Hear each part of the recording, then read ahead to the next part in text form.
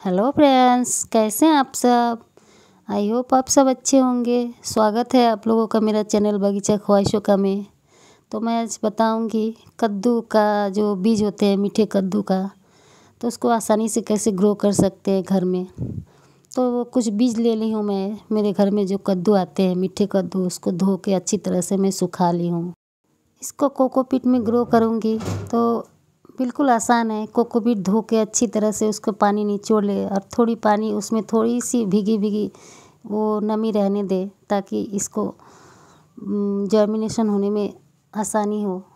क्योंकि भिगा के नहीं रखी हूँ तो कोकोपीट में पानी रहता ही है, तो भिगाने का कोई ज़रूरत नहीं है। थोड़ी सी पानी छिड़क दूँगी और रख दूँगी 6-7 दिनों के लिए कहीं, जहाँ पे बारिश ना गिरे और धूप रहे थोड़ी बहुत।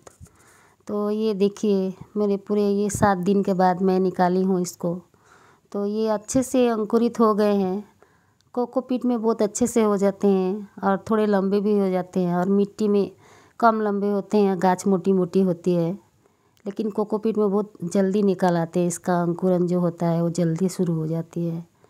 और इसके बाद धूप में रखने से ये और अच्छे से रहेंगे। तो यहाँ पे थोड़ी पानी छिड़की थी मैं, तो ज़्यादा ये भीग गया था।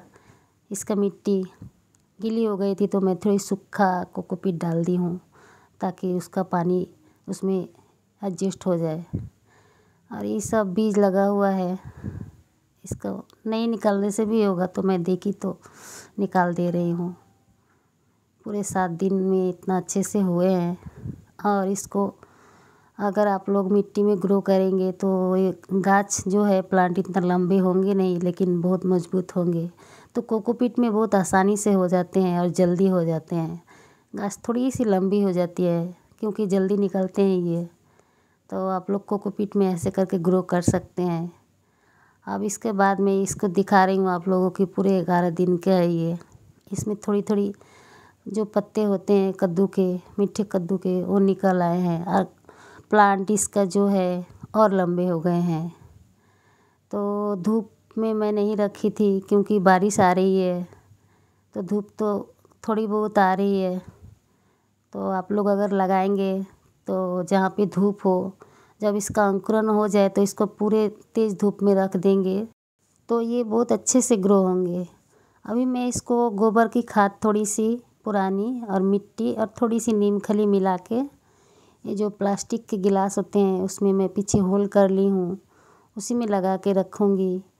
जब और थोड़े बड़े हो जाएंगे, 20 दिन 21 दिन, तब इसको मैं पॉट में लगाऊंगी।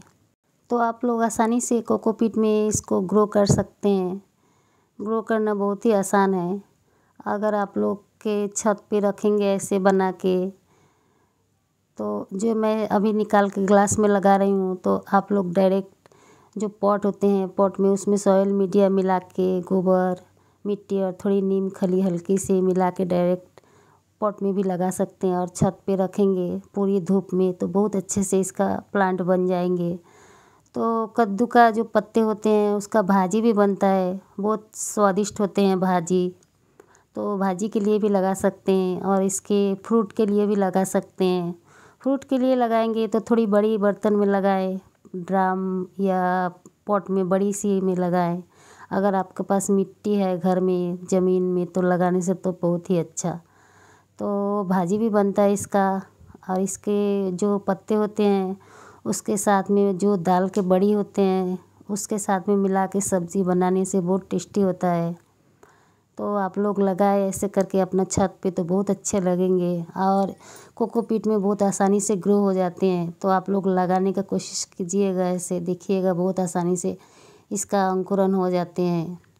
7 से 8 दिन में निकल आते हैं इसका प्लांट का जो वो होता है अंकुरन। ये एक अभी हुआ नहीं है, 1-2 अभी रह गए हैं, इसी में रख दूँगी।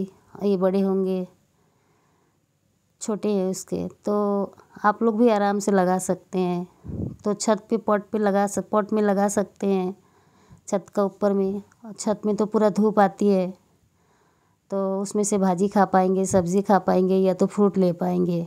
तो मिट्टी में लगा दीजिए ऐसे। मैं छोटे में लगा रही हूँ, आप लोग चाहें तो बड़े पॉट में लगा सकते हैं या मिट्टी में लगा सकते हैं ज़मीन में।